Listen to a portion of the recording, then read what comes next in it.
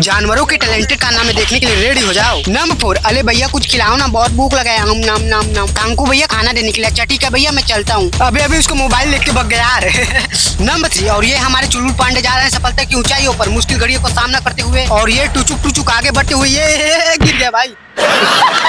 Number 2, अब ये दीदी एलिफेंट के साथ फोटो ले रही है। नहीं जल्दी फोटो ले दीदी, मुझे कुछ गड़बड़ लगा है। ओह तरीके।